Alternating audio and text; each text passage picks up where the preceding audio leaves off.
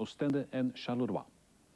Slechts 11 teams in de hoogste klasse. Dus voelde de bond zich geroepen om een kalender samen te stellen met toch nog heel veel wedstrijden, maar ook in 3 verschillende fases. Zo komt er tussen de normale competitie met 20 speeldagen en de play-offs nog een extra competitie om uit te maken wie in polepositie aan die play-offs mag beginnen. Een heel lang voorspel dus, alvorens tot de echte eindstrijd over te gaan. Daar zit een stukje tussen, dat is voor mij een bridge too far eigenlijk. Je neemt wel die punten van die reguliere competitie mee. Maar uiteindelijk kan nog altijd van alles gebeuren. Als ik naar die roosters kijk, dan krijg je daar kippenvel van. Toch rond de 65 en meerdere wedstrijden zullen zitten. Door het verdwijnen van vooral Ypres worden de topspelers in België verdeeld over nog mindere teams. Maar toch blijven de clubs met het grootste budget, kampioen Oostende en vooral Charleroi, de belangrijkste titelkandidaten. Als je ziet wat daar allemaal voor spelers bij elkaar loopt, dan denk ik dat het een fenomenaal goed team moet zijn. Maar het aardje onder het gras is die Europese competitie weer. Dan is het natuurlijk afwachten of ze het dus wel kunnen volhouden, dus tot het einde van die play-offs. Maar ook de clubs net onder de top hebben heel wat inspanningen geleverd om de kloof met de eerste 2 zo klein mogelijk te houden. Ik denk dat de verschillende teams kunnen meespelen als stoorzender in dat titeldebat. Waaronder dus bijvoorbeeld Bree, Bergen, wij zelf, uiteraard. Wevelgem heeft toch ook een zeer goede indruk gelaten. Ik denk dat we toch naar een straffe competitie toe gaan, ondanks die formule hoor. Dit weekend zijn we dus vertrokken voor de wellicht langste en zwaarste basketcompetitie ooit. Ook onze collega's van het Hart van Vlaanderen. Par un 3-0. Charleroi a tiré les enseignements de cet échec de la saison dernière. On a modifié considérablement l'équipe. On a fait appel à des joueurs chevronnés qui viennent de Ypres comme Roger Huggins ou Louis Rowe. Et puis Jim Potter qui était aussi le métronome de l'Union Mons-Hainaut. Donc véritablement une grosse équipe à Charleroi pour récupérer un trophée. Parce que depuis 2 ans on n'a rien gagné. Et pour une équipe du standing de Charleroi, ça devient un petit peu inquiétant sur une période de 2 ans. On passe à l'Union Mons-Hainaut. L'Union Mons-Hainaut, c'était la bonne surprise de l'année dernière. Pour peu, ils brouillaient les cartes, ils accédaient à la première finale de leur histoire. Jim Potter est parti, mais malgré tout, c'est encore un collectif que l'on a retrouvé, qui a créé une surprise de dimension en battant Ostende dès les 8e de finale de la Coupe de Belgique, en se défaisant difficilement d'Assel ce week-end. Ce sera certainement une des valeurs sûres pour bousculer certainement les ténors tout au long de la saison. Pour le Basket Club de Liège, c'est la saison de la confirmation. Alors on le dit, c'est toujours le plus difficile. Le plus difficile, c'est de devoir confirmer après une saison. On est le petit poussé, ils avaient des ambitions, ils ont terminé au-delà de leurs ambitions, en accédant au play-off. Maintenant, le président Joly espère une place dans le top 5. Ce sera beaucoup plus difficile, même si là aussi, on a renforcé l'équipe avec beaucoup de joueurs de Ypres, notamment. Il y a Huger, il y a Bart, il y a également Van der Sluis, le joueur hollandais. Donc on attend beaucoup de cette équipe liégeoise, même si elle a été battue dimanche après-midi par l'équipe d'Ostende. Il y aura la confirmation cette année et on doit craindre quand même quelques difficultés parce que c'est beaucoup plus difficile de convaincre que de surprendre. Alors le Basket Club Verviers-Pepinster, toujours sous la houlette de Nick Shabavcevic. Oui, où nous sommes pour l'instant, il a fait beaucoup de bon travail, il veut créer une école de jeunes, on le sait. Pepinster n'a jamais voulu vivre au-dessus de ses moyens, donc c'est en bon père de famille que l'on gère ici les budgets. On ne peut pas se permettre de s'offrir de grosses pointures, donc on fait appel aux moyens du bord et puis aux jeunes aussi. Et je crois que ça, il faut le souligner, à un moment donné où on parle de moins en moins de joueurs belges dans les équipes, on s'attache à Pepinster à vouloir développer les jeunes. Le petit nouveau est un puits. Le petit nouveau est un Tournai est un puits, pardon. Tournai est un puits qui est monté vers la petite porte, puisqu'il faut savoir qu'au final des playoffs, Dame avait battu, ce qui était encore été un puits à l'époque, problème budgétaire pour les joueurs flandriens. On n'a pas voulu accéder à l'élite, on s'est tourné vers Tournai pour accéder à la division 1, construire un budget avec Werner Rotzart, un ancien coach qui est revenu et une équipe qui a déjà créé une surprise de dimension en battant dimanche après-midi l'équipe de Bré de 14 points. Donc on se dit que cette équipe dont l'objectif principal sera le maintien est capable de réussir l'une ou l'autre chose dans ce championnat. Il faut dire aussi pour la petite histoire que Assel sera probablement la plus faible équipe de la compétition 2001-2002. Avec Pierre justement un reportage à proposer. Championnat en force. Ce samedi, les Montois recevaient Liège, toujours à la recherche du bon rythme en ce début de compétition. Al de Gemap, Jonathan Bradfer.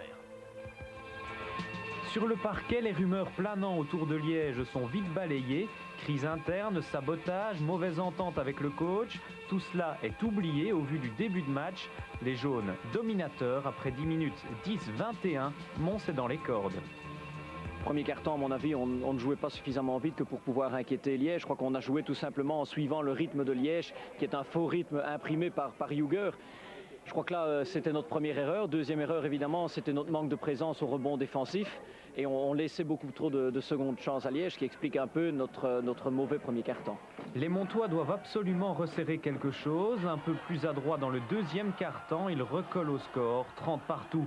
Liège cafouille un peu plus qu'en début de match, mais le comportement de certains rassure. Michael Huger, cible des critiques, est très présent comme chef d'orchestre. En plus, il marque 19 points hier soir. Du côté montois, Mathias De Saveur est l'homme du match. Mathias le shooter, auteur de 29 points. Mais également Mathias le meneur. Mentalement, c'est lui qui remet son équipe sur la bonne voie. C'est aussi pour ça que je suis ici. Je suis un gars qui veut battre jusqu'au bout. Et je pense qu'ils ont besoin d'un gars qui motive beaucoup les joueurs. Il y a des joueurs qui ratent un peu des shots, ils sont mentalement un peu déçus, mais ça, c'est pas l'important. L'important, c'est de marquer le prochain shot. Et moi, je suis un gars qui motive tout le temps et ça, c'est important pour l'équipe. La deuxième période est du même acabit, un match très serré, à défaut d'être spectaculaire.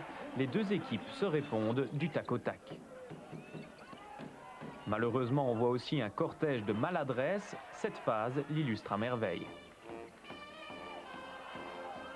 Nous, on a un peu tardé à trouver nos marques offensivement. Je pense défensivement, on les maintient dans les 70 points, donc c'est pas mal. Mais offensivement, on n'arrive jamais à trouver notre rythme, jamais à faire des bons écrans, à libérer nos shotters, à libérer notre intérieur. Et c'est là que ça fait la différence. À 3 minutes de la fin, 61-63, puis quelques détails font la différence. Un 3 points assassin de Bernd Volcic. La réussite pour Gary Collier et Liège qui ne marque plus à l'image de Michael Huger. Mons va gagner, le public le sait, John Van Krombruggen aussi. On pouvait aussi gagner ce match, on avait 4 points d'avance et là on a eu 3 minutes qu'on ne pouvait plus marquer et qu'on a raté d'un peu et voilà, ça c'est le basket. Mais j'ai eu un Liège qui se battait très fort, qui était très combatif. Et je pense que dans les semaines qui vont venir, on va de nouveau voir le bon Liège. 73-68, deuxième victoire montoise, mais sans briller. Deuxième défaite de l'équipe liégeoise qui a pourtant montré un bien meilleur visage. Vaincu, jamais personne n'aurait imaginé un tel scénario il y a quelques semaines encore. Et pourtant, samedi soir, les Halles de Jemap étaient surchauffées pour un derby qu'attendait toute une région. Jonathan Bradfer. Avant le coup d'envoi, deux hommes attirent tous les regards. Piotr Karolak, le nouveau pivot polonais de l'Union, et Melvin McCants, 7 saisons à Mons. Aujourd'hui, chez les voisins tournaisiens, il est accueilli chaleureusement. Sur le parquet, il n'y a plus d'amitié qui compte. Un match explosif, rapide, offensif. Tournai est un puits habile à distance ou via le feu follet américain. Alton Mason marquera 23 points. Mons réplique bien grâce surtout à ses ailiers de grande classe, Mathias De Saveur et Gary Collier. Et puis Karolak n'est pas arrivé les mains vides. 20 partout, Monceneau trouve son jeu. Notre système, c'est on court. Ça, c'est notre première attaque. On courir, on est 10 joueurs. Tout le monde est capable de jouer basket à la première division, dans une bonne équipe. Et on monte ça aujourd'hui. On fait une rotation avec 10 joueurs, on court. Quelqu'un est fatigué sur le banc, un autre prend sa place et on reste au même niveau. Une bonne confirmation de chaque côté. Bruce Chubik, omniprésent au rebond, mais marqueur également, 16 points pour l'Américain. Du côté montois, Gary Collier, talentueux et en confiance, 17 points pour lui. Match engagé qui balance légèrement dans le camp montois. Est un puits cafouille derrière et devant. Mons défend bien et attaque vite, 41-35 au repos. Notre défense aujourd'hui n'a pas vraiment tenu. Ils nous ont battus trop sur la pénétration et ça a ouvert les intérieurs. Donc je crois que ça a été la clé aujourd'hui. Monceneau impose à Tournai et Timpuy un match très physique. Les Sang et Or commettent beaucoup de fautes. Visnevich et Gemalievich sortis, la tâche s'annonce difficile. D'autant que les Montois carburent à plein régime, bien emmenés.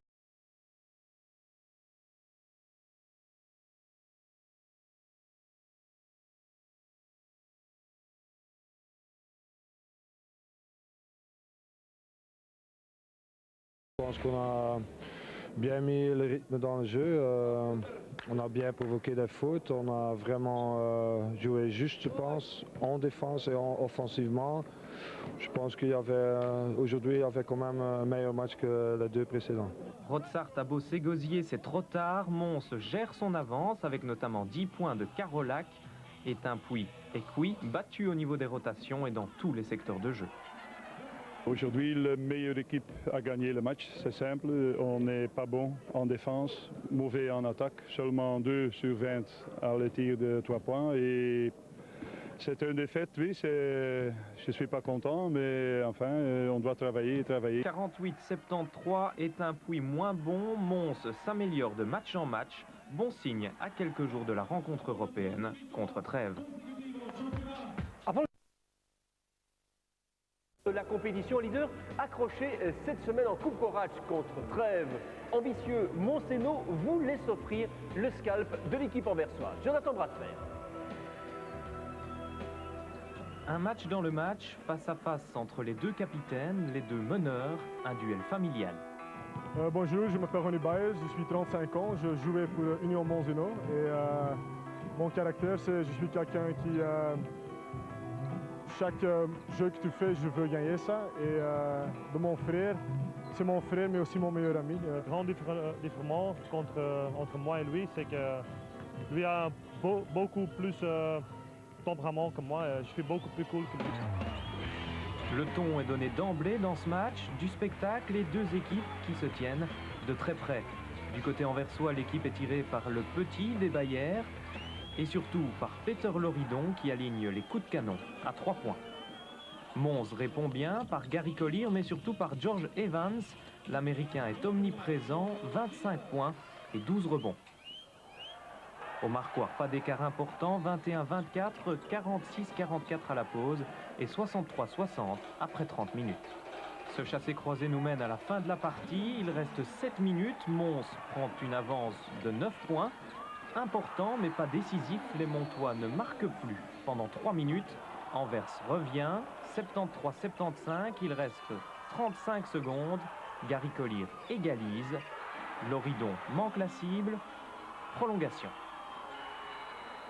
Dans les deux prolongations, c'est vraiment notre 2 ou 3 grands qui a fait la différence, je pense.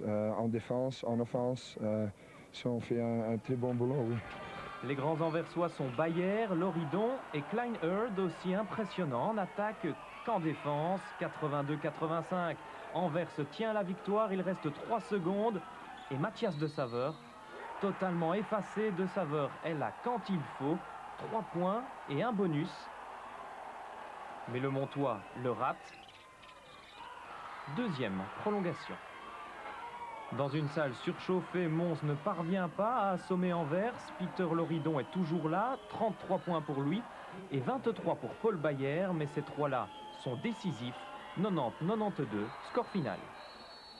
Dans la deuxième prolongation, on rate tous les lancers francs qu'on avait, on menait à des 4 points, et je me souviens, et finalement, avec quelque chose de difficile de Paul et de Peter, il revient et il gagne ce match ici. Les mines sont explicites, Montseno est battu pour la première fois de la saison. Anvers, lui, se porte bien, deuxième victoire en 3 matchs de championnat. Placement à Trèves en Allemagne pour le match retour de Coupe Corach. Pour faire bref, c'était quitte ou double pour les Montois. Coup dur pour les Montois, privés de Collier blessé après seulement 1 minute. C'est Evans qui se met en évidence. Trèves réplique par Patterson. Mons retrouve Collier vite rétabli et toujours aussi précis. Un retour précieux conjugué au jeu intérieur d'Evans.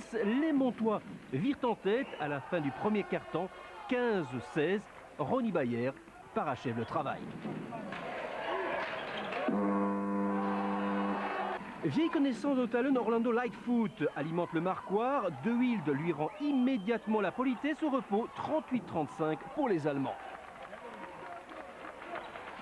Le trio March, Patterson et Lightfoot mettent le feu à la maison montoise. 11 points d'avance pour Trèves.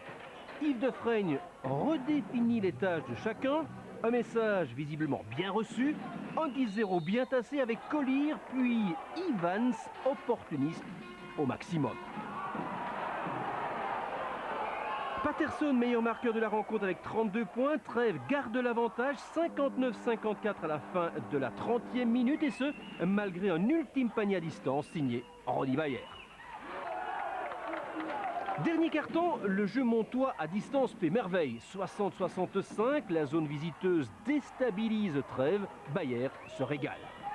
Mais la réaction allemande se précise et à 26 secondes du buzzer, les Allemands sont qualifiés pour le tour suivant. Collier force la prolongation, 78 partout. Ronny Bayer, 24 points dont 13 dans la prolongation, offre la victoire et la qualification à son équipe qui peut poursuivre son aventure européenne. Coupe Corach, match retour, Monceno 5 au top 4, les Montois recevaient Pepinster, lanterne rouge. Mons se devait de l'emporter pour garder le contact avec la tête, Pepinster pour quitter le fond du tableau. Waldejemap, Jonathan Bradfer. Un spectateur pas tout à fait neutre, Eddy Castells. À une semaine d'Ostende Pepinster, le coach sans emploi est à Mons Pepinster, sans doute plus qu'une simple coïncidence. Revenons au derby wallon, disproportionné, mais sur le papier seulement. Hier soir, Mons était plutôt hésitant et Pepinster, lui, avait du répondant. On a bien joué sous les paniers, pris beaucoup de rebonds, puis on est parvenu à gêner Mons dans la reconversion offensive. Repartir vite en attaque, c'est leur tactique. Nous, en gagnant les rebonds, on a pu aussi les ralentir un peu. La clé du match, la défense pépine. Un mur bleu solidement construit, souvent en zone. Cela perturbe les Montois, particulièrement maladroits, avec un 7 sur 29 à distance. Pepinster gagne les rebonds, mais les Pépins jouent aussi très bien offensivement. Marcus Faison, 21 points, donne l'avance à la pause, 32-34. Le premier mi-temps, ils ont dominé le rebond, ils ont pris 10 rebonds offensifs. Le deuxième mi-temps, c'est déjà le deuxième match d'affilée, le tir de l'extérieur ne marche pas très bien. Et contre un zone, c'est un peu difficile parce qu'on a besoin des joueurs qui pénètrent et si les joueurs de temps en temps ne comprennent pas, si on est obligé de pénétrer si le shot ne marche pas. On a pris des shots stupides et c'est ça qui, contre la zone de Pepinster, a fait mal. À Mons, Ivan, c'est encore un des plus remuants. Le meilleur rebounder du championnat a été le meilleur marqueur Borin hier avec 20 points. Mais cela ne suffit pas, l'Union n'est pas encore au top de sa forme. Il faut essayer de pousser le ballon toujours et essayer d'avoir le basket vivant et agressif en attaque aussi. Et maintenant, c'est trop lent, on hésite, on ne prend pas de bonnes décisions, on ne pénètre pas assez. Pepinster reste donc devant grâce à Calu, mais également à Chris Sergent. Il illustre la jeunesse du noyau Pépin, des joueurs inexpérimentés qui doivent se trouver. À moi, c'est la confiance qui a manqué. Donc, quand je marque dans le deuxième mi-temps mon premier 3 points, j'ai pris des rebonds, j'ai joué une bonne défense. Donc, c'est le début d'une bonne confiance. 67-69, de saveur manque le panier décisif et c'est Chris Sergent qui a l'honneur de sceller la première victoire des Pépins en championnat. 67-71 sur le parquet des Montois qui enregistrent leur deuxième défaite consécutive. Un succès en déplacement à Monceno, un autre. À cette règle, les Montois restaient sur 2 coups d'arrêt inquiétants, qui plus est à domicile. Les Spirou avaient jusque-là réussi le sans faute. Charleroi, Monceno, le match a manqué sous aucun prétexte à la coupole Samuel Grulois.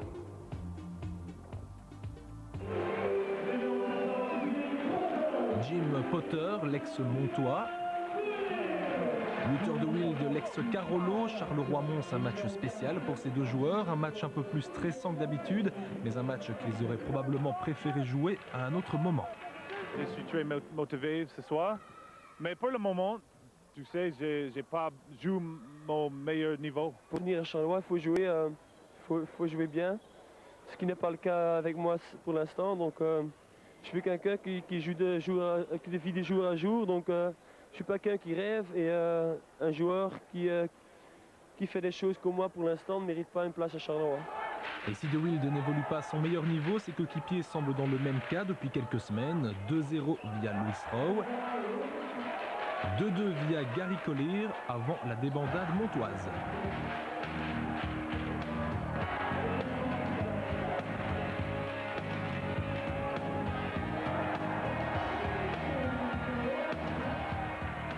« 10-2, 18-10 et 25-14 à la fin du premier quart-temps. Charleroi joue vite, précis. Charleroi étouffe Mons. En fait, Charleroi a trouvé la bonne tactique. Toute la semaine, on avait concentré un peu sur notre offense parce que défensivement, je pense jusque maintenant on a vraiment bien joué en défense et je pense qu'on a un peu trop concentré au début du match en offense. On n'a pas eu la même intensité comme au début des autres matchs. Et pourtant, ce n'est pas faute d'avoir essayé. Evans et Volcic sont présents. Rebond défensif. Rebond offensif aussi. Pas assez cependant pour compenser un flagrant manque de précision au shot. D'autant plus que les Spirou ne se posent pas de questions. Ni John Jerome, ni Ron Ellis, et ni d'ailleurs David Dezi. Fin du deuxième quart-temps, 44-30. Je pense que la première mi-temps nous a quand même porté et on a quand même fait subir à Mons et Hainaut ce qu'on subit des fois, je vais dire, en Euroleague. Une Euroleague dans laquelle les Spirou ne sont pas pour autant ridicules. Le parallèle avec Mons continue donc. Mons, loin d'être ridicule, justement à la coupole. Jim Potter et Roger Huggins accentuent encore l'écart. 49-30, 19 points. Le moment choisi par les Montois pour montrer l'étendue de leur talent. Ils reviennent à 60-56 au début du dernier time, mais Charleroi ne gamberge pas. On vacille un petit peu, on laisse les Montois revenir, mais quand même sans les laisser repasser devant et tout en étant quand même, je vais dire, en contrôle du match. Giovanni Bozzi n'en est pas moins resté, disons, perplexe le long de la ligne jusqu'au coup de sifflet final, 87-72. L'écart est un peu forcé. Charleroi remporte le 27e derby ennuyé de l'histoire, le 21e de son histoire. Une première victoire, et quelle victoire de peu pas saison. Sans Melvin Watson, leur chef d'orchestre toujours blessé, les Limbourgeois jouaient gros face à des Montois qui se devaient de retrouver une certaine sérénité à quelques jours d'une nouvelle échéance européenne. Et rien de tel qu'une bonne entrée en matière, style attaque tous azimuts dans une défense limbourgeoise porte ouverte. Collier se régale. De Wild, lui, assure à la périphérie. Mons et Hainaut connaît une réussite exceptionnelle dans tous les compartiments du jeu. Mais Mons retombe aussi très vite dans ses travers, une certaine autosatisfaction qui réjouit Chris White à distance. Quelques instants plus tard, l'arrière-garde visiteuse se prend les pieds dans le tapis et c'est Pérez qui fait 19-18 à la 6e. Malgré l'équipe nationale, dans le creux depuis plusieurs semaines, Mathias de Saveur joue pour lui, mais également pour ses équipiers. Les Montois se relancent à 22-33. Collier veut cette victoire. Bayer est toujours aussi clairvoyant, l'écart va monter à 20 points. Côté Montois, le ballon circule bien, un jeu collectif, des shots ouverts qui entrent, que demander de plus? Bayer encore prouve que son coup de patte est toujours intact. De Saveur, lui, n'est pas venu dans le Limbourg pour la frime, pour ceux qui en auraient encore douté. Hand, doublure de Watson, ne peut faire oublier le titulaire, même si Seyssen peut cette fois conclure. Julius Joseph insiste, Herman aussi, et repose ses 46-63, le temps de reprendre ses esprits dans un match complètement fou. Dupont ne veut pas abdiquer, son jeu intérieur fait des ravages avec 14 points à 88% de réussite et 8 rebonds captés. L'ancien joueur de l'année ramène son équipe à 73-79. Tout reste possible au chrono, 8 minutes encore à jouer.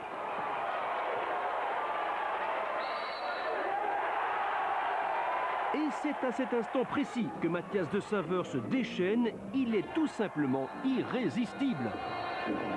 C'est bien pour moi parce que c'est déjà quelques semaines, je ne dis pas que je ne joue pas bien, mais le tir ne va pas très bien. Je pense aujourd'hui quand même des tirs de longue distance dans des moments importants. Je pense que c'est bon pour l'équipe, mais le plus important ici, on a gagné en équipe. Gagner en équipe, un leitmotiv pour un joueur auteur du match parfait avec 29 points, dont 80% à 3 points. Joseph tentera bien un ultime retour local en vain. Bray est en proie au doute. Mons s'est fait peur avant de s'imposer 89-98. Très important avant de recevoir Chalon mardi soir en Coupe Corach. Dans leurs installations, les Montois ne pouvaient plus se permettre le moindre faux pas. Wevelgem, pour sa part, voulait jouer crânement sa chance. Au hall de jeu map, Gaëtan Van Kerkom. Avant la rencontre, tout restait possible, Mons et Wevelgem étant mathématiquement des adversaires directs. Très vite pourtant, George Evans donne le là et s'impose dans la raquette adverse. Une fois contré par l'entrée de Debel, le pivot américain passe le flambeau aux ailiers montois. De Saveur et Collier peaufinent le travail. Seul Debel pour Wevelgem se montre dangereux. L'écart est de 9 points au premier quart, avantage Monceno. Malgré les cris du coach, le doute s'empare de l'équipe de Wevelgem. Même Sneed, le meilleur marqueur du championnat, parvient difficilement à trouver le chemin du panneau. Mons, de son côté, poursuit sur sa lancée et monopolise le rebond, défensif et offensif, 47-32 à la pause. Après la mi-temps, les visiteurs repartent sur de meilleures bases défensives, sans toutefois de vraies solutions en attaque. Pourtant, une faute volontaire montoise sur un tir à 3 points de Starcevic offre à Wevelgem une dernière chance de s'accrocher. Mais pas le temps d'y croire vraiment, Collier et De Saveur achèvent leurs adversaires dans les instants qui suivent. 68-52 à la fin du troisième quart. Pour les visiteurs, la rencontre est déjà terminée. On a donné trop de confiance à Mons dans le premier quart-temps avec Evans et aussi De Wilde qui a bien joué aujourd'hui. Mons est une équipe pour jouer le top. 1, 2, 3. Nous, on doit viser sur les places 6, 7, 5, 6, 7. Ça, ce sont nos adversaires directs. Mons, je trouve une bonne équipe qui peut jouer le top. Hormis l'exclusion du coach de Wevelgem pour 2 fautes techniques, les 10 dernières minutes se résumeront à une démonstration dans le clan montois. Score final 94-70, troisième victoire de Monceno en une semaine. L'équipe affiche une assurance déconcertante, mais que s'est-il donc passé durant la trêve ? On a travaillé très dur, on a été sur la piste, on a fait des entraînements différents au niveau power training aussi. Avec le basket combiné, c'est là où ça se fait que nos joueurs sont très frais. Quand on voit aussi dans la troisième quart-temps, le quatrième quart-temps, si on parvient encore d'être lucide dans la décision et aussi être adroit, ça veut dire vraiment que nos joueurs sont pour le moment très très bons. Pepinster est dans le rouge depuis le début de la France. Les Montois l'ont emporté sur le fil. Rappel d'une soirée à rebondissement avec Gaëtan Van Kerkhove. Une victoire qui se savoure pour les Montois. Tous les espoirs en Coupe Corach ne sont pas envolés. Avant le match, le calcul était simple. Suite à la débâcle espagnole, il fallait remporter les 3 rencontres à domicile et de une face à Châlons. Pourtant, la tâche s'annonçait difficile. L'adversaire du jour, également défait en première rencontre, pouvait se vanter d'aligner la meilleure défense française. Qu'à cela ne tienne, sans complexe, Evans se parvient vite à percer la barrière chalonnaise et la recette fonctionne. Ils ont joué la plupart du match avec la point de fixation Evans, qui nous a énormément, même s'il n'a pas été très percutant au niveau de 5 contre 1, nous a énormément gêné. Et voilà, je crois que derrière, ils ont bougé un petit peu autour de lui. On n'a pas su gérer cette défense-là. Fin de carton, le compte est bon, 21-16, mais cette défense-là n'avait pas dit son dernier mot. Au début du match, c'était pas vraiment serré, donc après ils ont changé un petit peu de défense, ils étaient plus agressifs et pour nous c'était plus difficile aussi. Chose promise, chose due, dans le deuxième quart, le Marquois Renouillé reste bloqué pendant plus de 5 minutes. À la mi-temps, les consignes sont claires. On savait que si on joue vraiment demi-terrain, qu'on n'a pas beaucoup de chance pour gagner ce match-là. Alors on a essayé de développer un peu le contre-attaque. Ça a mieux réussi troisième et quatrième carton. Le jeu s'accélère, les Montois grappillent les points de l'égalité, 39-39, puis 41-41. Bayer à la contre-attaque et De Saveur à la finition. Alors que les deux équipes jouent à l'élastique, De Wilde s'exerce aux 3 points et persévère. Ça aussi, ça a changé dans ma tête. Avant, après 2 shots ratés, j'arrêtais de shotter. Mais maintenant, après les 2-3 matchs qu'on a eu avant, j'ai dû chercher de nouveau ma confiance. Et j'ai pas plus peur de shotter, même après 2 shots ratés. Un De Wilde sans crainte met fin au suspense, 68-67, avant le déplacement le 12 à Leverkusen. En déplacement à Bré, l'autre à domicile contre Wevelgem avec en plus la manière. Un prolongement était donc indispensable avec le déplacement à Louvain, mal embarqué dans ce championnat et donc en proie à un urgent besoin de points. Aurélie Guenoff, Franck Peterken. La semaine des Montois ne s'annonçait pas de tout repos, avec pour commencer dès mercredi une rencontre de Coupe Corach où Mons s'en est allé à Leverkusen, forger une victoire par le plus petit écart, 76-77 et ce, dans les dernières secondes de la rencontre. Je crois que la performance à Leverkusen Nous, elle ne nous étonne qu'à moitié parce qu'on connaissait la valeur évidemment des Allemands. Mais c'est vrai que l'équipe avait énormément travaillé durant la trêve de l'équipe nationale et on les sentait capables de réaliser un exploit.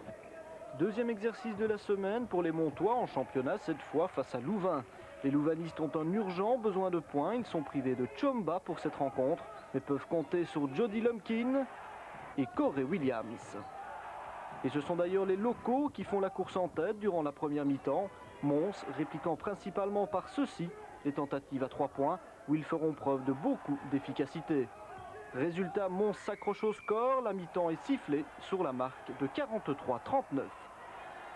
À la reprise, la rencontre a encore gagné en intensité. Louvain, emmené par Stevie Benz, développe un jeu très physique.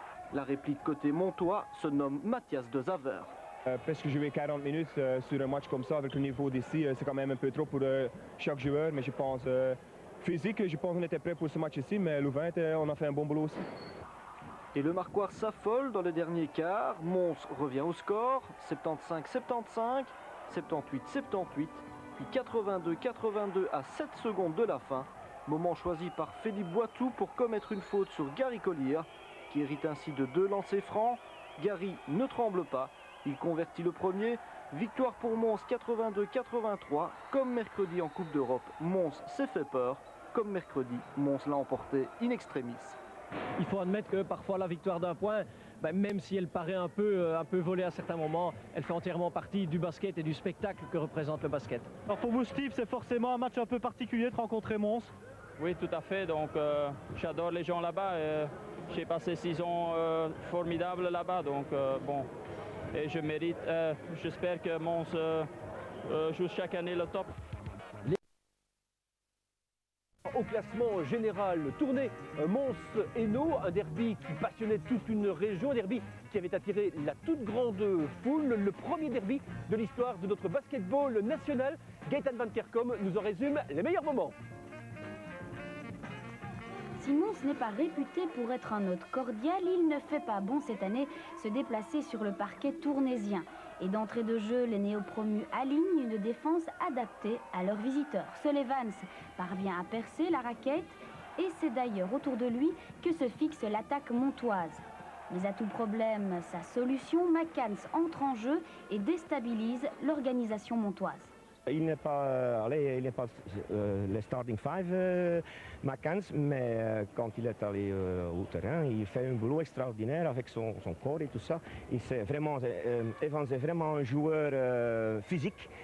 Et on a essayé avec le nouveau allemand, le Hertelmann, mais il ne peut pas arrêter Evans. Mais Mel McCanns est vraiment un bloc en défense. Et il fait son boulot. Hein. Et alors que dans le clan tournésien, Visnevich s'en donne à cœur joie, relayé par Gemalievich et enfin par le jeune Veldeman, les ailiers montois sont eux immobilisés. Collier ne marque pas un seul point durant les 20 premières minutes. Après le match que Gary et Mathias ont joué contre Stand, c'était certain que les adversaires seront motivés et seront prêts pour jouer défendre contre eux. Donc, mais notre jeu n'existe pas que Mathias et Gary, donc si eux ils ont un rôle moins offensif, il y a les autres joueurs qui doivent les reprendre. 42-41, début de deuxième période. Pourtant, c'est Gary Collier qui se libère. Il enchaîne 7 points en 2 minutes, permettant à son équipe de reprendre l'avantage. Mais après Visnevich, c'est au tour de Mason de donner la réplique aux Montois. Et malgré son excellente prestation et toute sa motivation, Verstraat, le meneur par intérim, ne parvient pas à réorganiser les verts et blancs. L'absence de Bayer, blessé, se fait sentir. Pour moi, ça reste toujours le patron qui n'est pas là. N'empêche que les deux jeunes, Mendert et Thibaut, ils ont fait fantastiquement leur boulot. Mais à la fin, contre Ostende, par exemple, on avait besoin d'un patron qui dirige. Et là, on a besoin un peu de système et tout ça. On n'a pas su faire parce qu'il n'est pas là. Et à ce moment-là, naturellement, c'est un grand point qu'on n'a pas aujourd'hui. À la fin du dernier quart-temps, les équipes jouent encore à l'ascenseur Mason puis Collier avant que Van de Keer ne brise le rythme des échanges. Mason, encore lui, peaufine enfin le travail et offre une 6e victoire à Tournai-Étain-Puy, 86-78.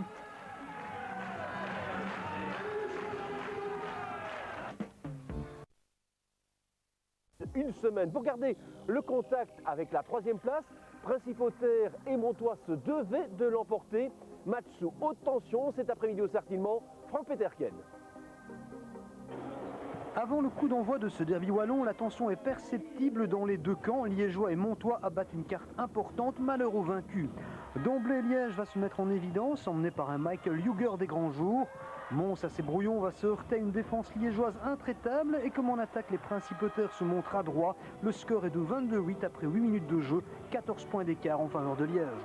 Les Montois feront toutefois illusion, principalement à distance, mais à l'issue du premier quart-temps, Liège mène 29-18. Liège a fait un très bon match, très bonne agressivité défensive, très haut pourcentage de réussite offensivement. Je crois que là, il était difficile évidemment d'aller contrecarrer les Liégeois.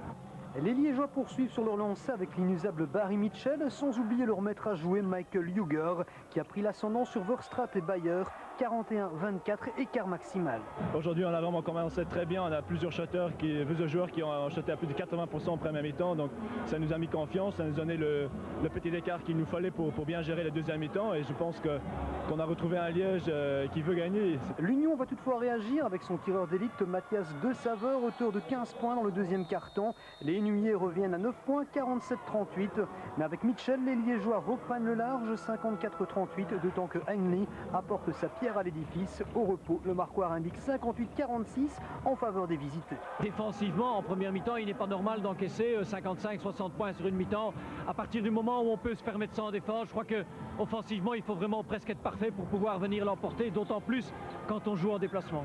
À la reprise, les Borins vont se montrer plus agressifs. De Saveur donne le ton et Water de Wild retrouve ses sensations. Mons revient à 4 points, 60-56. Après ce petit passage à vide, Liège va réagir. Herbert Barth s'illustre lui aussi et l'équipe principautaire reprend ses distances. Et cela malgré le jusqu'au boutisme de De Saveur, 77-67 à 10 minutes du terme.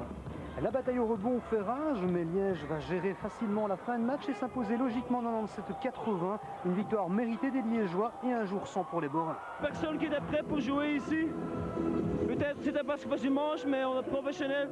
On ne peut pas avoir des excuses et on doit être prêt tous les jours. Et je pense que pas tout le monde a donné 100%. Si le doute s'est bel et bien installé à l'Union Mons-Hainaut, à Liège par contre on respire et les supporters peuvent être rassurés. On était le meilleur tout le match je pense et on a gagné avec 17 points, c'est merveilleux. Et ce qui ne gâche rien, le spectacle était au rendez-vous au Sartillement. Cette semaine, une élimination en Coupe Corach. Alors, calendrier trop chargé ou alors équipe trop juste, Gaëtan Van Kerkom a tenté d'y voir un peu plus clair.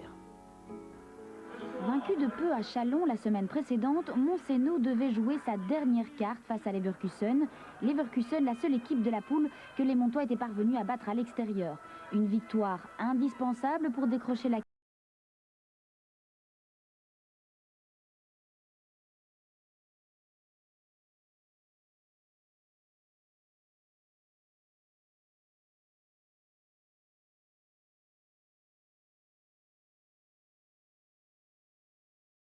On était vraiment en groupe, on joue bien en équipe et les joueurs cherchent toujours les joueurs qui étaient chauds sur le moment-là. Maintenant, tout le monde veut faire un peu son truc lui-même, mais contre des équipes comme ça ne marche pas, même pas en Belgique.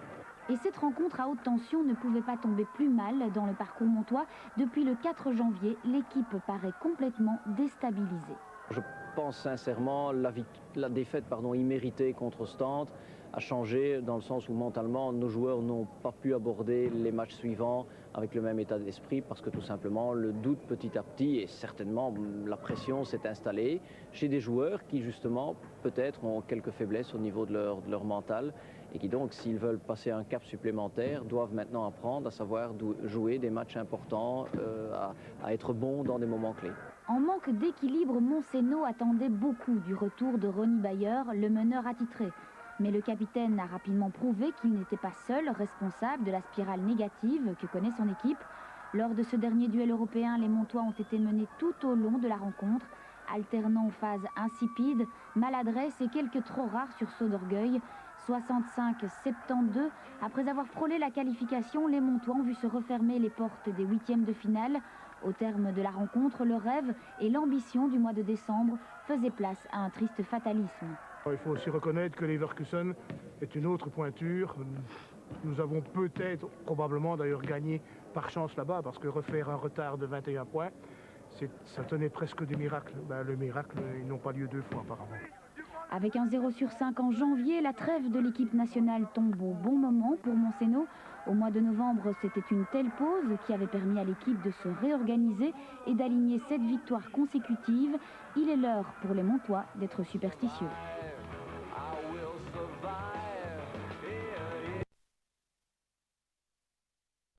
Pour Monceau de renouer avec le succès. Alors, mission accomplie pour la formation d'Yves Defraigne, la réponse avec Gorion Delpature. 4 défaites consécutives, Monceau n'avait plus connu une aussi mauvaise passe depuis longtemps. La trêve de 2 semaines et surtout la visite de la Lanterne Rouge à Celt devait permettre aux Borins de retrouver le chemin de la victoire. Mais le début de rencontre est difficile pour les hommes d'Yves Defraigne. À Celt domine le premier quart-temps, 16-19.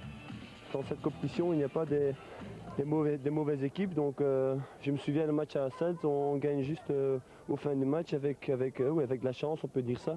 Donc moi personnellement, je n'ai pas sous-estimé cette équipe-là. Les Borins se reprennent à l'entame du deuxième quart-temps, moins de gaspillage au rebond, moins de pertes de balles. Gary Collier et Mathias De Saveur se chargent de marquer les points importants. Résultat 43-33 à la mi-temps, les Montois ne s'envolent pas au score, pour une bonne raison. Yves Defraigne insiste sur les rotations. L'écart peut être plus grand et plus important, mais à ce moment-là, je trouve qu'il faut que pour le programme qu'on va avoir, que tout le monde est quand même impliqué. Et c'est ça qu'on a essayé, on a vraiment essayé de tourner avec 9-10 hommes et on a cassé un peu nous-mêmes le rythme. En fin de partie, les paniers décisifs de Wouter de Wilde à 3 points et de Mathias De Saveur dans la raquette scellent la victoire des Renards, 86-68. Les Borins ne s'étaient plus imposés depuis la 10e journée et le 82-83 à Louvain, une victoire essentielle, mais tout n'a pas été parfait. Mais défensivement, je trouve que c'était correct. Maintenant, offensivement, on n'a pas encore retrouvé les sensations. Je veux dire, la même vitesse, la même exécution de vitesse en utilisant les écrans et tout ça. Et ça, il faut retrouver. Si on est un peu plus enthousiaste côté offensif, je pense qu'on peut retrouver notre basket spectaculaire, je veux dire. Après la rencontre, la joie des Borins a été un peu altérée par la décision de Thierry Wilquin. Le manager de Monceau quittera le club en fin de saison. Il regrette le manque de politique sportive de la région. Sportif, pas le contexte idéal pour les joueurs borins. Anvers-Monceau, l'enjeu, la 3e place au classement général. En début de semaine, le manager Thierry Wilquin avait lancé un message sans équivoque à la ville, message bien reçu par le numéro 1 montois. J'ai rencontré Yodi Roupeau pour une rencontre qui est avant tout informelle et où j'ai senti avoir affaire à quelqu'un de réceptif à nos problèmes et en tout cas bien conscient de notre situation. Je crois qu'on n'exagère pas, il l'a reconnu. Et faute reconnue et déjà moitié pardonnée, le ballon extra-sportif est donc dans le camp de la ville. À Deurne, Monceau fait face aux Anversois en début de partie. Bayer, Collier et Evans emballent le match. Anvers est distancé à 11-17. Mours retrouve la compétition et ses sensations. Peter Loridon, lui, n'a jamais perdu les siennes. 18-17. Paul Bayer aussi apporte sa contribution à ce redressement local spectaculaire. Mais il en faut davantage pour déstabiliser des visiteurs plus soudés que jamais dans cette période difficile. Complicité totale entre Collier et Evans. Perte de balle à répétition dans le camp anversois. Ronnie Bayer assure l'essentiel. De Saveur ajoute la touche finale. Ils sont venus très agressifs, beaucoup plus agressifs que nous. Et on a payé ça cash, la manière que Evans fait le post-up très agressif, la manière que Wouter de Wilde fait les pénétrations. Ils sont venus avec la même mentalité où nous on est venus chez lui. 22-41, c'est le score à la 16e minute.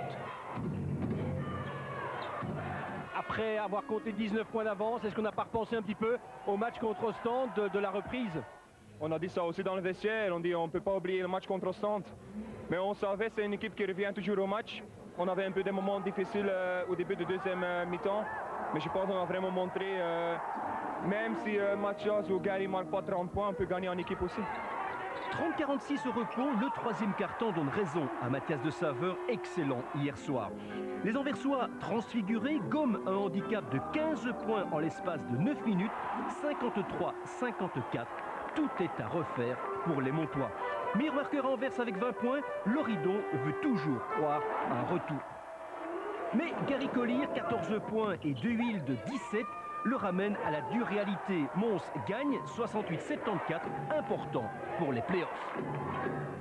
On récupère l'avantage aussi, donc ça veut dire qu'on est positif contre Tournai et Timpuy et contre Anvers. Sauf Liège, on a perdu beaucoup, donc ce sont des concurrents tout de suite, donc on doit rester jouer comme ça. Enfin bouger, mais rien n'est acquis pour autant. Le point avec Hervé Gilbert. De Carnion à l'Union Montseno, le club borin semblait avoir fait son trou en D1 depuis 8 saisons. Mais aujourd'hui, un plafond est atteint, les structures se fragilisent, les bonnes volontés s'essoufflent, l'avenir des Montois est en danger. Nous avons des bénévoles qui viennent ici le matin à 7 h, terminent à Dieu sait quelle heure le soir. Mais là n'est pas encore le problème. Ces bénévoles, on pourra encore leur demander autant et même encore plus. C'est un suivi, il faut un secrétariat professionnel, un management professionnel. Et là, jusque maintenant, je confesse que nous avons peut-être négligé la chose, mais maintenant, il est grand temps d'y remédier. Sans aide de la ville, de la province, le club 100% bénévole doit chaque année bricoler des solutions dans un budget d'1 million d'euros, de plus en plus serré, de plus en plus seul.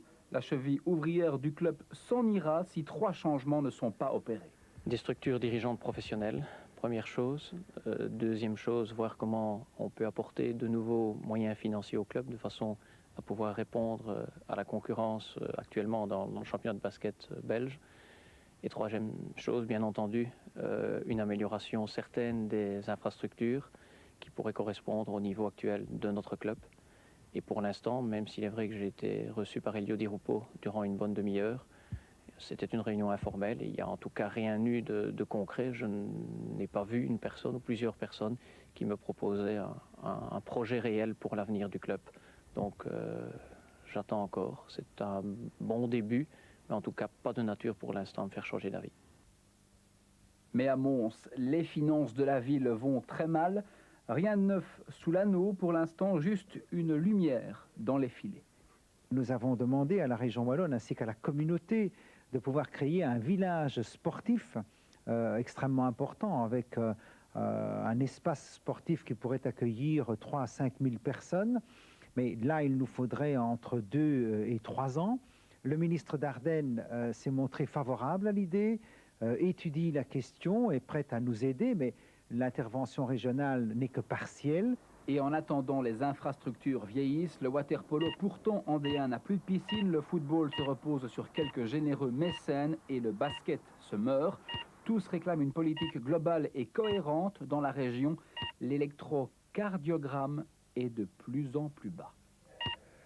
Un succès face à FS Pilsen, un autre en déplacement à Wrocław. Le premier volet de triptyque intéressant, ce choc constituait un test important tant pour Mons que pour Charleroi. Alors, un pronostic pour ce derby nuit, pas évident, Gaëtan Van Kerkom. Faut-il rappeler qu'affronter Charleroi cette année, même sur son propre terrain, n'est pas une mince affaire. Pourtant, les Montois doivent se faire à l'idée, puisque hasard du calendrier et du tirage au sort, en 3 jours, les Spirous se déplacent à 2 reprises au Hall de Jemappes. Jim Potter est donc le temps de 2 rencontres de retour dans son ancien club. Et vu le nombre de blessés sur le banc montois, certains seraient d'ailleurs prêts à l'héberger plus longtemps.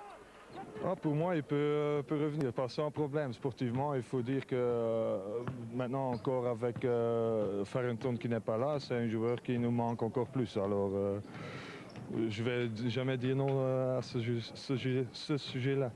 Mais malgré tout, dans le clan montois, on prépare ce double affrontement en toute lucidité.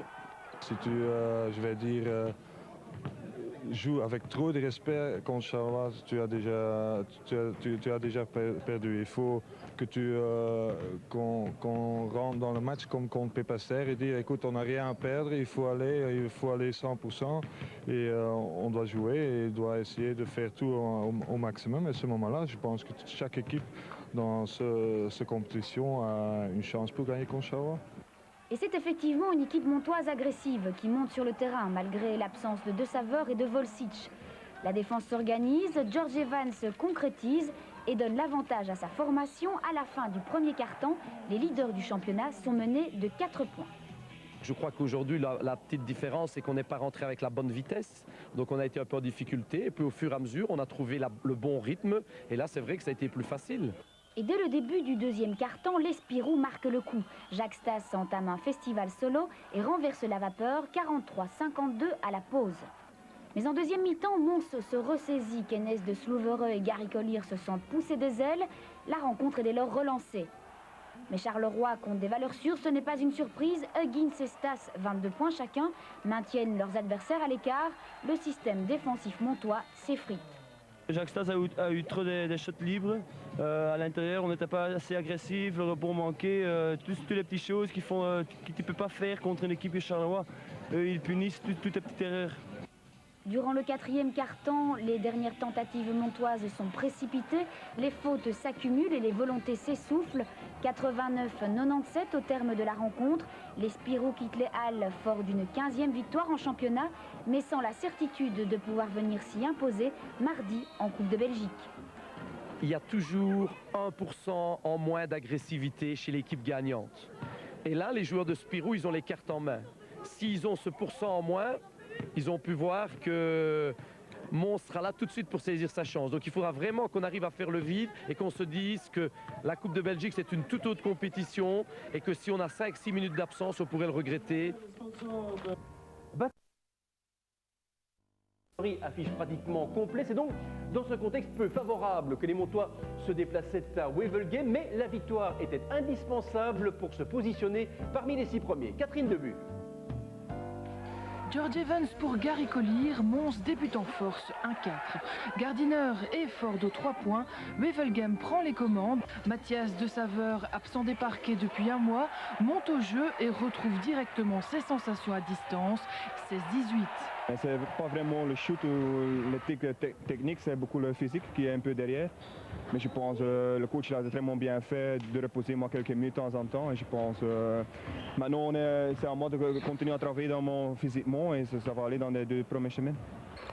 Gardiner ne l'entend pas de cette oreille et s'illustre à nouveau. Les hommes de Luc Margot repassent devant, 25-22 après 10 minutes. Les Montois encaissent alors un 7-0 dès la reprise. Les Flandriens doivent contrôler leur avance, 32-22. Yves Defraigne s'efforce à trouver un 5, capable d'organiser le jeu, mais ses tentatives sont vaines. Seul Mendert Verstraat tire son épingle du jeu. Wevelgem possède encore 8 points d'avance, mais plus pour longtemps, quelques décisions arbitrales viennent perturber les Verts, 41-41 à la pause. À un moment, on mène de 10 points dans le deuxième carton. Et on ne peut pas garder ça. C'est là que le match s'est joué, je crois. La bagarre sous l'anneau ferrage, Evans et Bélin se frôlent plus d'une fois. Résultat, le Flandrien écope de sa 3e faute. En contrepartie, Evans l'aide dans sa réalisation, 45-45. Quand vous pensez que George Evans prend sa première faute avec 7 minutes qui restent dans le match, et que moi j'en ai déjà 2 et De Bell a déjà 2 dans le premier quart-temps, à peine, c'est dur à jouer comme ça. De Saveur à nouveau au bon moment prend ses responsabilités, 24 points en tout, et suite à 3 bombes à 3 points consécutives, les Montois prennent la direction des opérations, 49-58. Quatrième quart-temps, Mons profite au maximum de la déconcentration des visités. Bayer à la conclusion. Esnid, 22 points, toujours aussi fougueux, se fait remarquer au rebond, 65-74. De Bell trouve ses marques dans la raquette, mais il en faut plus pour retourner la situation. On a joué une très bonne défense comme qu'on a joué les dernières semaines, mais aujourd'hui on a aussi eu de la chance dans l'offensif. Wevelgem revient à 6 points, mais la victoire est montoise, 79-90, score final, une victoire ô combien importante dans la course pour le top 6.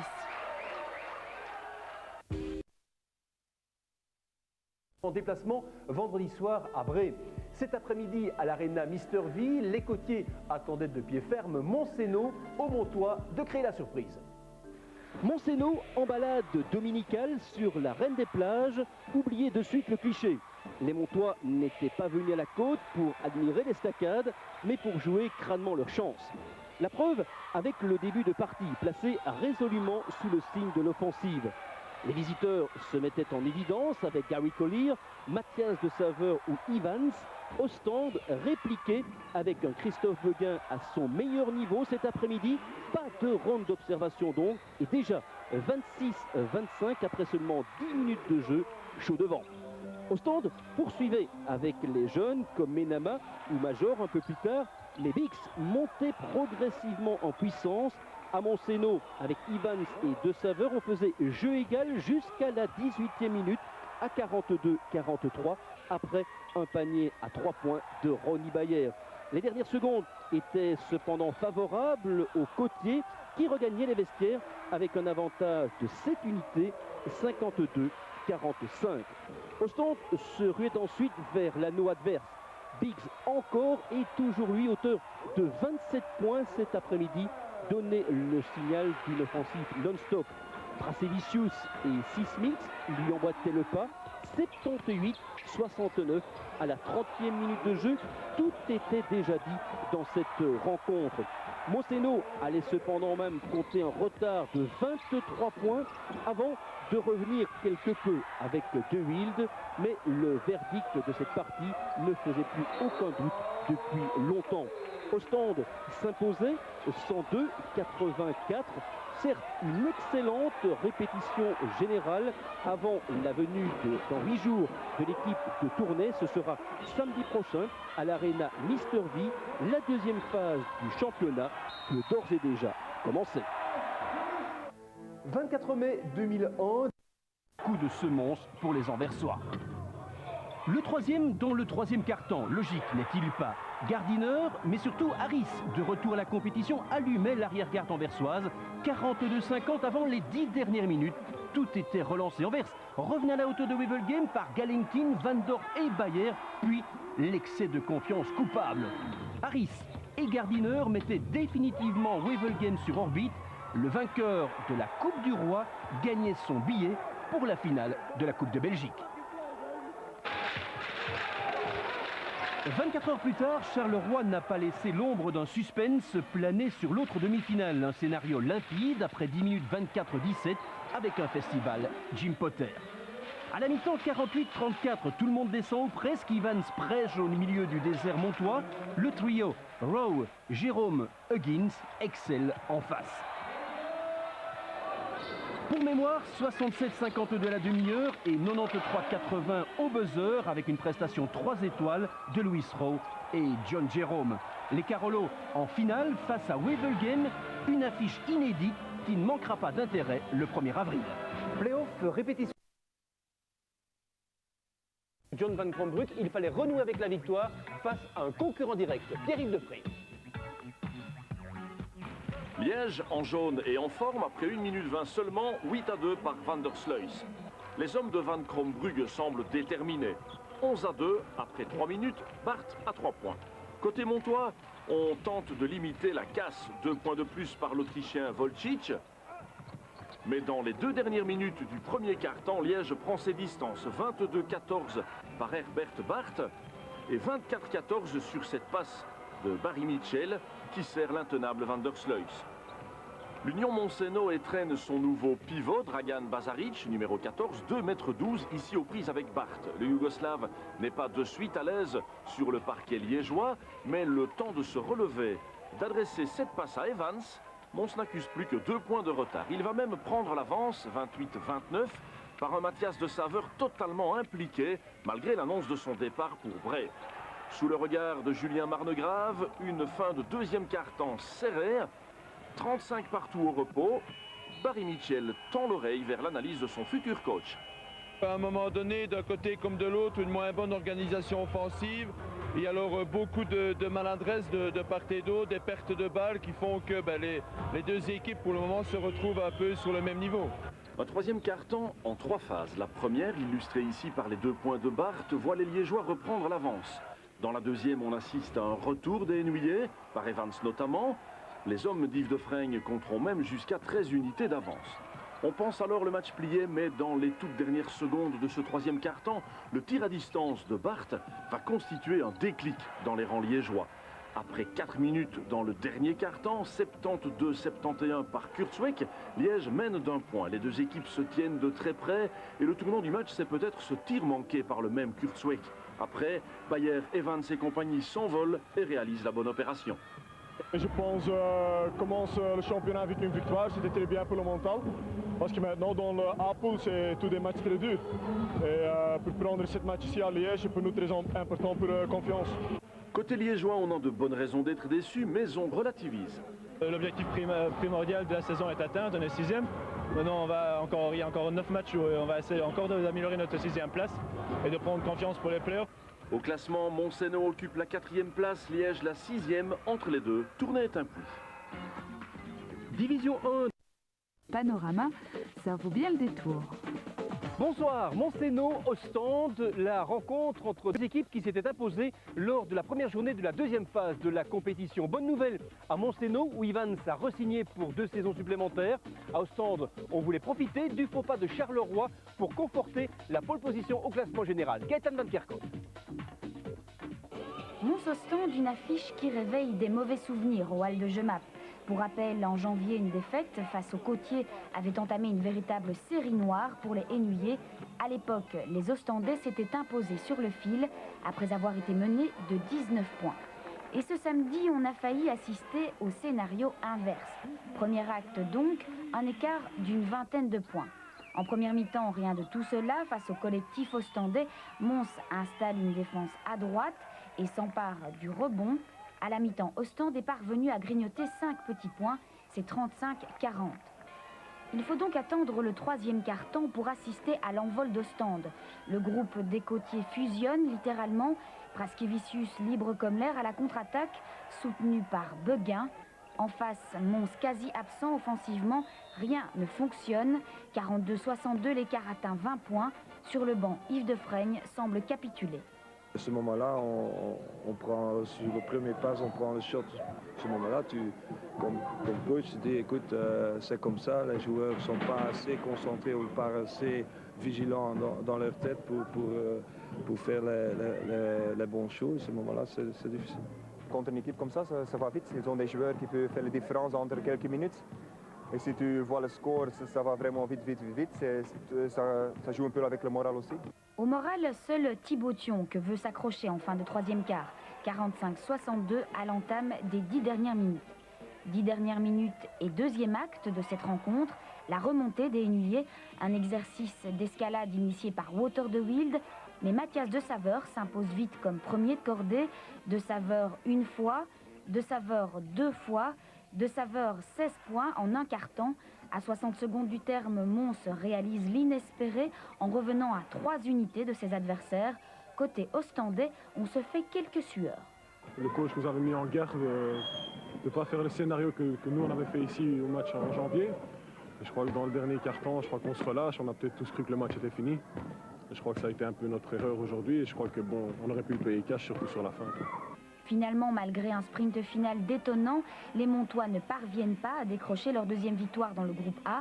Collier loupe 2 lancers francs et met un terme à tous les espoirs. 71-76, De Saveur, le futur joueur de Bray, reste sur sa faim. Le dernier quart-temps, on a montré le moral était là. Mais dans 10 minutes, tu ne peux pas gagner contre Ostende. Presque. Presque, mais tu n'as pas les points dans le classement. Presque, ok, tout le monde dit maintenant on a fait un bon match, on a presque gagné contre Ostende, mais c'est pas assez. Si tu veux gagner, tu es obligé de gagner avec un point, au minimum 1 point de différence. Au classement, les Ostendais se mettent provisoirement à l'abri de Charleroi. Mons, de son côté, se détache des Tournaisiens. Mathias De Saveur qui passera dans les rangs de Bray la saison prochaine. Manékoun Doris.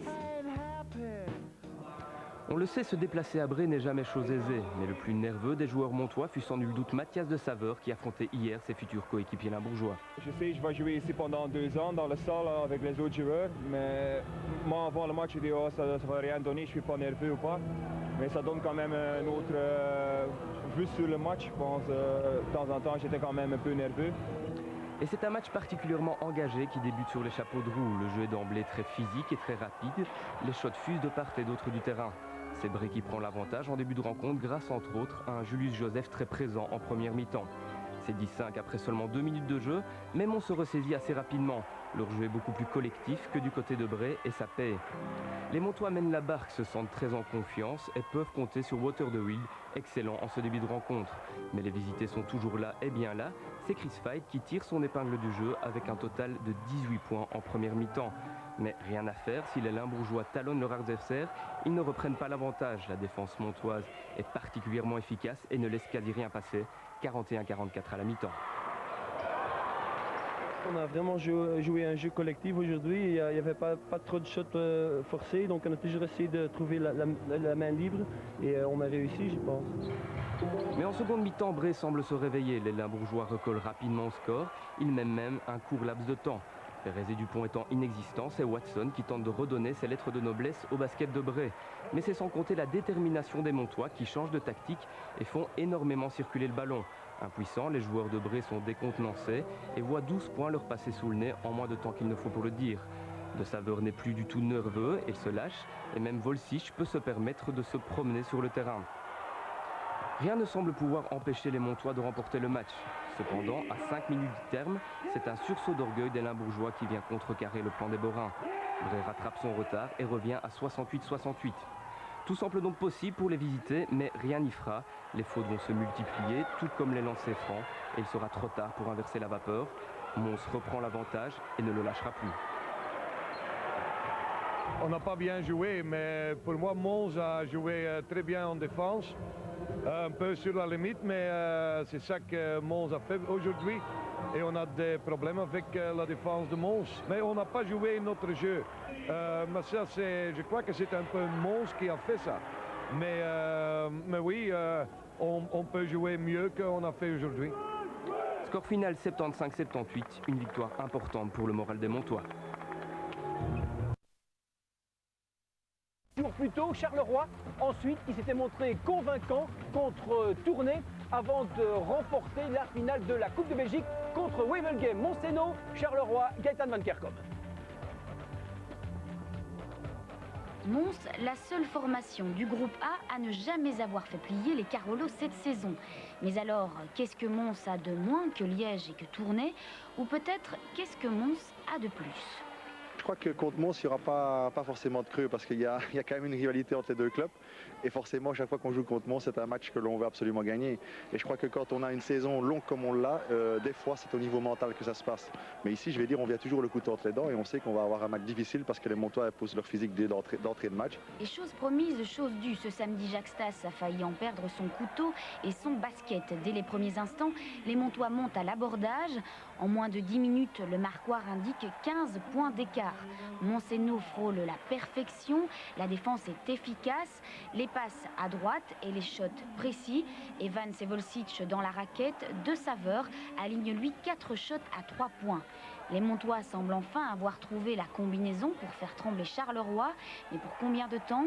Dans le deuxième quart, l'écart se stabilise autour de 10 points avant de fondre à 3 unités avant la pause. En début de deuxième mi-temps, les Carolo reviennent rapidement au score. Il ne faut que quelques minutes à Louis Rowe et à René Lys pour montrer aux Montois que face aux Spirou, pas question de lever le pied.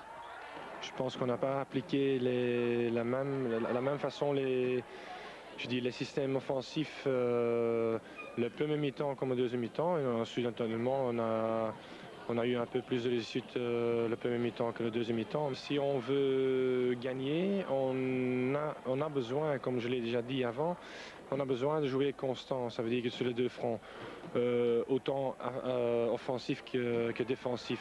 Avant les 10 dernières minutes, les Carolo ont pris 6 points aux Montois. Les jeux semblent faits. Pourtant, un dernier rebondissement vient pimenter une rencontre déjà électrique. Collier, discret jusque-là, et Volcic permettent aux Montois de reprendre l'ascendant. Il reste 3 minutes à jouer, 180 secondes. C'est trop pour le nombre de fautes accumulées par les hommes d'Yves Defraigne. Ils ont voulu jouer un jeu physique dès d'entrée de match. Il faut évidemment pouvoir l'assumer, je vais dire, tout au long du match et faire tourner son banc. Et donc à ce moment-là, je vais dire que nous, on a su prendre cet avantage aussi de délancer les francs. Mais je crois que les fautes, il n'y a rien à faire. Quand on veut jouer physique comme ça, on se met évidemment face au problème des lancers francs et on les a concrétisés. Et à partir de là, on a eu la victoire. Victoire des Carolo au lancer franc, donc 85-92. Les Spirou sont définitivement relancés dans le championnat. Mais Montseno, hormis quelques faiblesses, a réalisé une prestation plus que prometteuse. Monzeno elle grandit encore. On a toujours dit qu'on ne peut pas match par match et je suis convaincu pour ces playoffs, on est là. Mais avant cela, prochain test mercredi face à un adversaire direct, Tournai est inclus. 5e et 6e classés, ces deux équipes se retrouvaient hier soir au Hall de Jemap. Gaëtan Van Kerkhove. Le 15, Volsic, le 6, De Saveur et en numéro complémentaire, le 7, Bayer. Voici la combinaison gagnante de ce samedi entre Monzeno et Liège. Un tirage heureux pour les Borins. Malgré les nombreuses craintes, les hommes d'Yves Defraigne sont parvenus à réagir après la défaite cuisante subie à Tournai mercredi dernier. J'ai vraiment eu l'impression, en tout cas, qu'à Tournai, c'était surtout Mons qui avait joué cette deuxième mi-temps sans vraiment envie, sans réaction par rapport à la bonne prestation de Tournai. Je crois qu'ici, c'était déjà pas mal. En tout cas, au niveau du collectif de l'équipe, on a vu un jeu beaucoup plus collectif. Je crois qu'à certains moments, on peut encore améliorer certaines choses au niveau de petites erreurs défensives. Mais bon, ça, il faut se rendre compte qu'on n'a pas fait le match parfait. Mais globalement, ça fait un bon match. Un bon match, mais qui met du temps à s'emballer.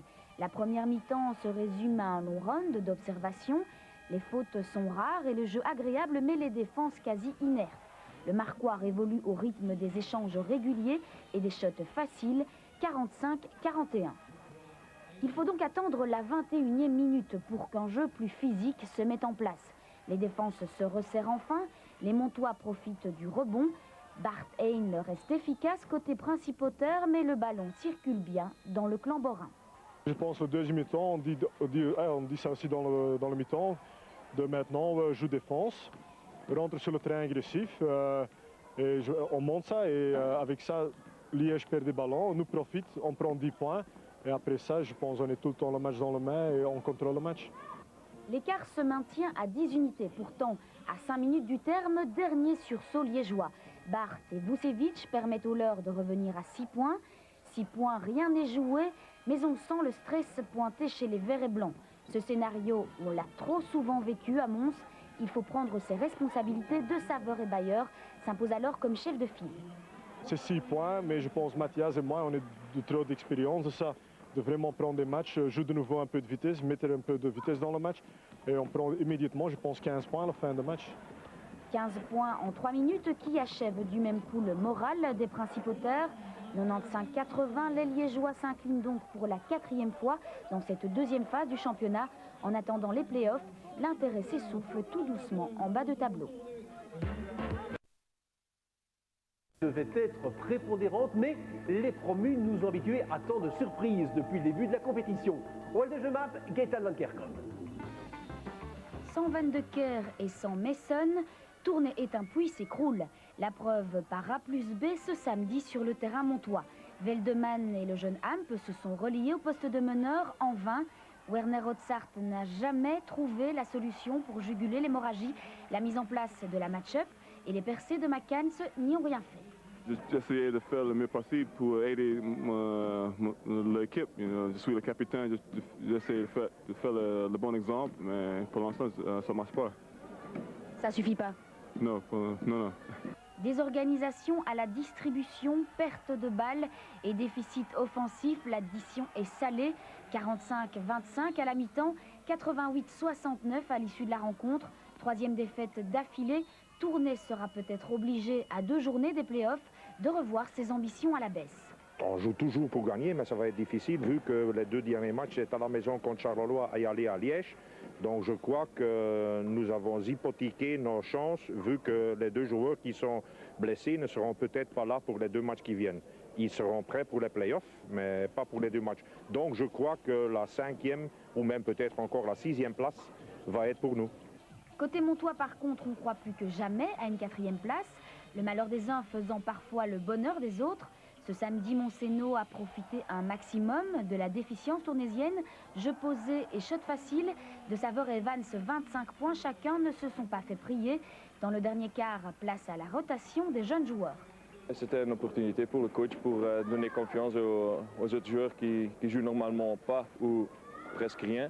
Donc ça c'est important pour Sébastien, pour le Yougoslave et surtout aussi pour moi, pour jouer une fois plus de 5 ou 7 minutes.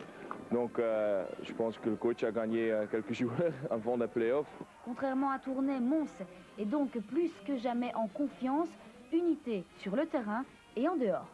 Après avoir donc pu annoncer les signatures pour 3 nouvelles saisons de joueurs comme Bernd Wolczyk et Meindert Verstraat, le coach a également re-signé pour une période de 4 ans, ainsi que son assistant Jürgen. Je pense qu'il y a une réelle entente entre ces deux-là. Entre ces deux-là et le club, il y a une grande confiance et je crois que l'impact que peuvent apporter Yves de Vreijn ou Jürgen van Merbeek n'est pas terminé. Je crois qu'il y a encore un bon travail à faire à Montseno. La lutte pour la 4e place s'annonce donc moins âpre que prévu entre les deux clubs bénuyais qui devraient d'ailleurs se retrouver très bientôt au premier tour des playoffs.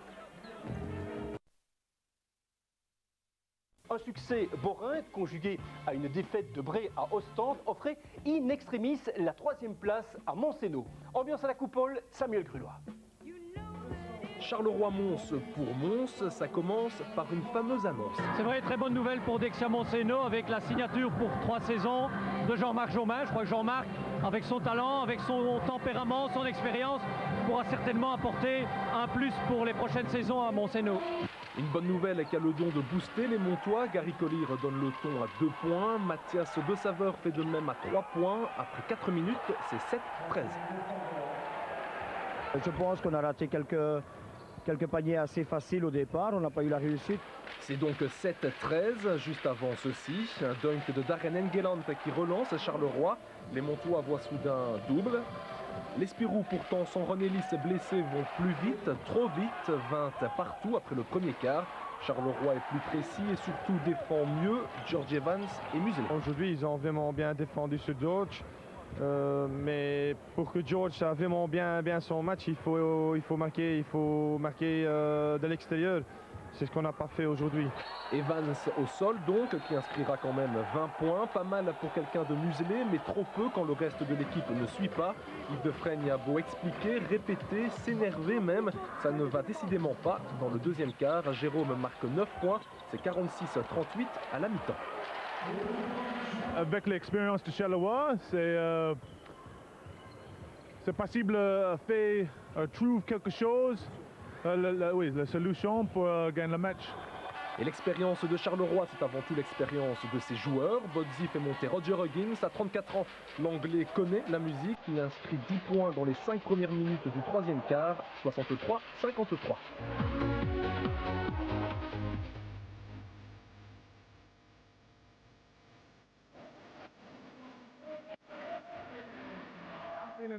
Je me sentais bien, je travaille pour retrouver mon niveau, c'est important avant les playoffs, je veux être champion même si je sais bien qu'il faut y aller pas à pas. Dans le dernier time, les Spirou contrôle, d'autant plus facilement que Wolczyk est rapidement sifflé pour la 5e fois. 83-70 score final, à quelques jours des playoffs, les Montois doutent un peu. On est un des seules équipes dans le top 6 qui n'a jamais gagné contre Charleroi, donc ça fait quand même douter un petit peu. Mais attention, même si les Montois ont plongé ce samedi à la coupole, ils ne se sont pas noyés. Jamais 203 battus à Charleroi puis à Liège, Ostende de finale. Playoffs, dan is het feest natuurlijk in Oostende. Ook voor de 200 Bergen-supporters die ofwel hun club naar de finale zien doorstoten, ofwel de laatste eerste klassewedstrijd van Ronnie Bayer beleven. Oostende-coach Casteels is er niet gerust in, maar dat duurt amper 3 minuten. Spelmaker Ed Cota stuurt Oostende naar een vroege en beslissende kloof. Eerst Beguin en dan Bix neemt de cadeaupasses van Cota met dank aan. En dan Bix, uitgeroepen tot beste speler van de competitie, zorgt op eigen spectaculaire wijze voor een 11-2 voorsprong. Af en toe scoort Bergen ook eens via shots van Collier en hier met een straffe dank van Evans. Oostende leidt aan de rust met 54-38, maar het verliest wel Praskevicius die voor verbaal geweld wordt uitgesloten.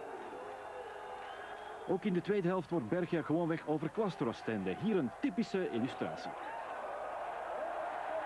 Alleen Praskevicius kan er niet van genieten. Hij piekert over een eventuele schorsing. En dan historisch, de laatste veldkorf van Ronnie Bayer. Op 36 jaar na 17 seizoenen in eerste klasse verhuist hij naar tweede klasse Aalst.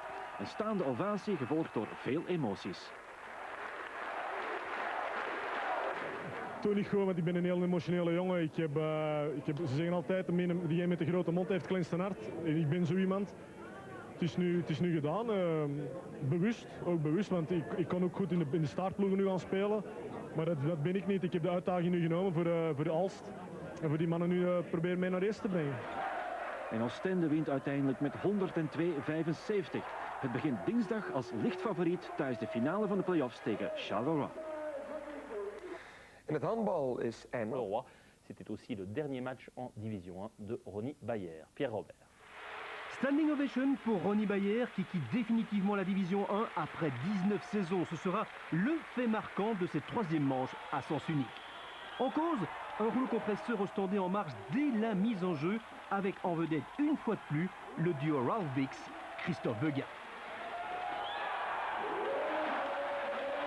Les Montois, avec Mathias de Saveur en partance pour Bray et George Evans, n'ont même pas pu entretenir un semblant d'illusion. Ostende était tout simplement trop fort hier soir. Avant de mener de 41 points, Montseno donnait au score final une allure plus décente, 102-75. Seule fausse note ostendaise, l'exclusion de Prasevicius pour geste déplacé. Ostende, Charleroi en finale, un classique. Eddie Castells ne veut faire aucun pronostic. Ils sont capables de gagner ici, mais je suis convaincu que nous aussi on peut gagner là-bas. Ça va être très serré et je veux que le basket gagne. Le mot de la fin, nous le laisserons à Ronny Bayer. Je sais, comme vieux Ostendais, je sais que c'est très difficile de gagner ici, mais quand même on essayait. Mais c'est Ostende, c'est agressif comme ça, c'est très difficile de gagner ici. Une sensation particulière, tout ce public qui est là pour vous féliciter pour votre carrière. Après 19 ans, oui. Quelque chose d'extraordinaire pour vous, ça vous fait pleurer.